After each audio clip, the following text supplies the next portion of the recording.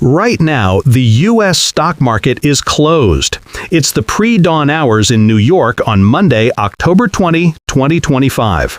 But the stock we're looking at, New Era Energy and Digital Inc., ticker NUAI, finished its last session on Friday, October 17th, in an absolute blaze. It closed at $4.55 a share, up a staggering $1.40 or 44.44% in a single day. Now, when you see a move like that, especially on a NASDAQ-listed stock, the immediate assumption is a massive earnings beat, a new product, or maybe an FDA approval. The expectation, fueled by a ticker symbol like NUAI, is that this must be the next big AI story, perhaps a new competitor to NVIDIA stock, or a company that's found a new way to build advanced chips.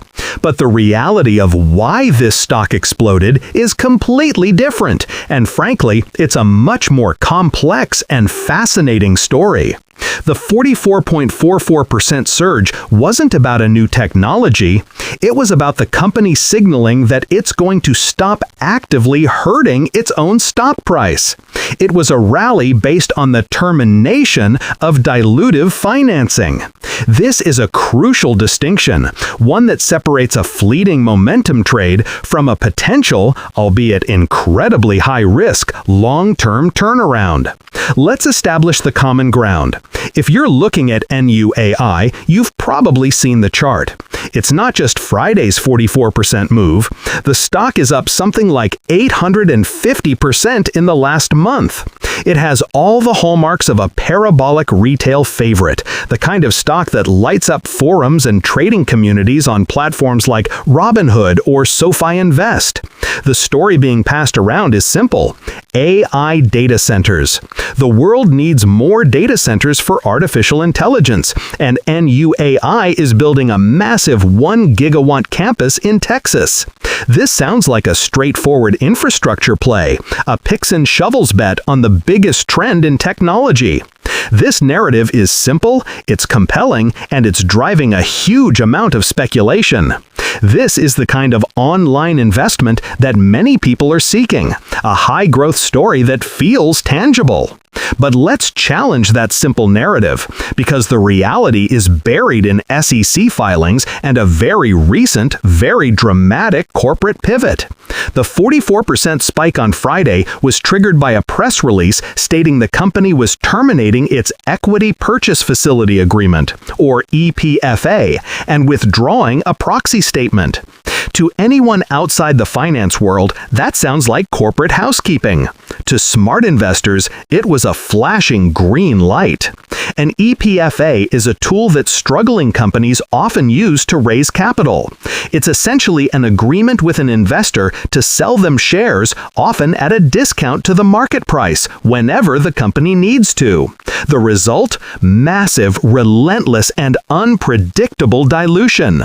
Every time the company sold shares, it made every existing share less valuable. Furthermore, the withdrawn proxy statement very likely contained a proposal for a reverse stock split, another move typically used by companies in distress to artificially boost their share price to avoid being delisted.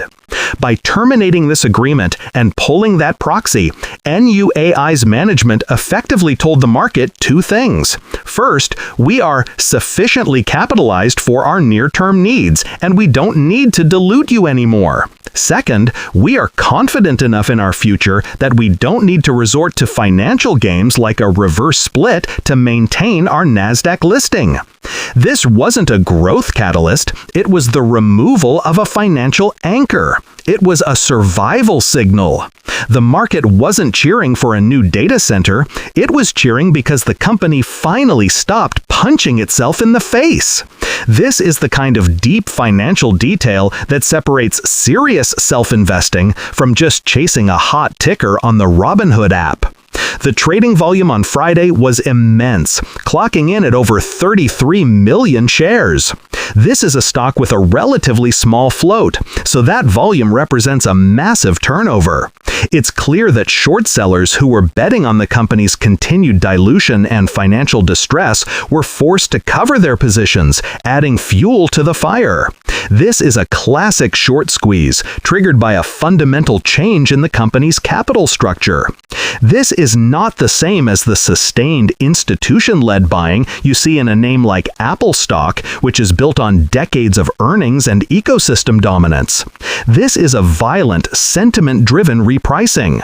You can bet that traders on sophisticated platforms like Interactive Brokers were watching the Level 2 data and order flow intensely, as this was a purely technical and news-driven event. This isn't the kind of stock that would ever find its way into a Schwab Intelligent Portfolio's robo-advisor account or be a core holding in Fidelity mutual funds. It is the absolute opposite of a set-it-and-forget-it investment.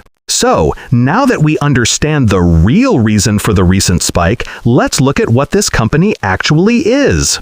Because until August of 2025, New Era Energy and Digital Inc. didn't even exist. It was called New Era Helium Inc. This is a total rebrand, a massive strategic pivot. The company has essentially abandoned its old model and is going all in on the AI infrastructure boom. Its flagship project is a 50-50 joint venture called Texas Critical Data Centers, which aims to develop a 1 gigawatt AI data center campus in the Permian Basin. Their business model isn't to compete with NVIDIA stock in designing chips, it's to be the landlord. They are a developer and operator of next-generation digital infrastructure and integrated power assets. In plain English, they want to provide powered land and powered shells to hyperscale cloud providers and other large AI companies who can then bring in their own servers. This pivot is both brilliant and incredibly risky. It's brilliant because they are attaching their tiny, struggling company to the single biggest growth narrative in the market today. It's risky because they have, as of now, very little to show for it. The company's financials are, to put it mildly, terrifying. The company has a history of financial distress, including the Nasdaq delisting notice it just recently cured. Its price-to-book ratio is wildly negative, at last check sitting somewhere around 940x. This means the company's liabilities dramatically outweigh its assets. Its revenue over the last 12 months was less than $1 million, while it racked up significant net losses. This is not a profitable company. It is not even a high-growth revenue company. It is, at this moment, a project. It's an idea. You are not buying a piece of a functioning business. You are funding the attempt to build one. This is why comparing this to Tesla stock in its early days might be what some bulls are thinking, but it's a very different animal. When you're investing sites or platforms, this is the kind of stock that carries extreme risk warnings. The entire value proposition rests on management's ability to execute this 1 gigawatt data center plan. They have announced the completion of Phase 1 engineering and are moving to Phase 2. These are positive steps. They're securing land and permits. But building a gigawatt-scale data center campus costs billions of dollars. The company just told the market it's sufficiently capitalized, but that almost certainly just means for near-term operations, not for the full build-out. They will, without a doubt, need to raise substantial amounts of capital in the future. The hope is that by then, the stock price will be high enough that they can raise it through offerings that are far less destructive than the EPFA they just canceled. Let's talk about those future scenarios. The bullish case is clear.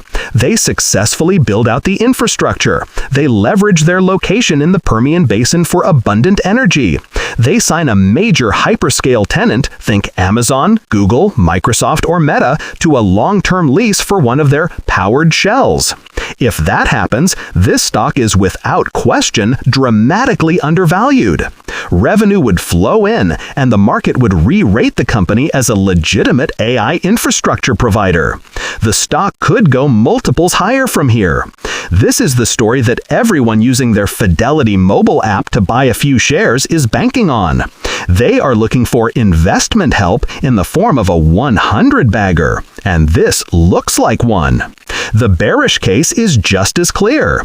This is a company with a market cap of around $118 million after Friday's close, trying to execute a multi-billion-dollar project.